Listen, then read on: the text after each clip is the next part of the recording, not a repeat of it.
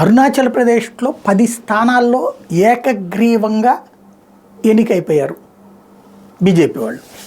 ఇక్కడే షాకింగ్ పరిణామం ఏంటంటే 6 చోట్ల అసలు నామినేషనే వేయలేదు, 4 చోట్ల సింగిల్ వేసి నామినేషన్ తీసేసుకున్నారు.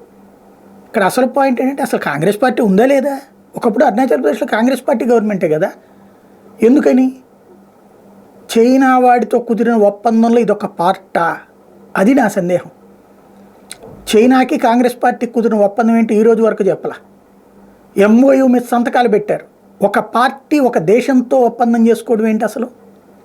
ఎవరికి అర్థం కాలేదు అది. అది కూడా పోనీ ప్రభుత్వంతో ప్రభుత్వం ఒప్పందం అంటే మన్మోహన్ సింగ్ సంతకం పెట్టాలి, కానీ అక్కడ సోనియా రాహుల్ సంతకం పెట్టారు. ఏంటది? అందులో భాగంగా అరుణాచల్ ప్రదేశ్ రాసి ఇచ్చేశారా? ఎందుకంటే సుదీర్ఘ ప్రస్థానం 100 సంవత్సరాల చరిత్ర కలిగిన కాంగ్రెస్ పార్టీ పోటీ పెట్టకపోవడం ఏంటి? చివరికి ఏకగ్రీవ ఎన్నిక అవ్వడం ఏంటి? ఇట్లా గతంలో కూడా పార్టీలు కొన్ని ఇచ్చేసాం కదా, కచ్చిదీపు దీవులో, లేకపోతే కనుక గాల్వన్లో దగ్గర అవతల పక్కన ఉన్నటువంటి ప్రాంతాలు, లేకపోతే దాదాపు 90,000 కిలోమీటర్ల భూభాగం చైనా ఆక్రమించుకుంటూ వదిలేసాం కదా, అట్లాగే టిబెట్ వదిలేసాం కదా, అట్లాగే ఇది కూడా ఇచ్చేశారా? అందుకని చెప్పి పోటీ పెట్టట్లేదా? ఇదే సందేహం.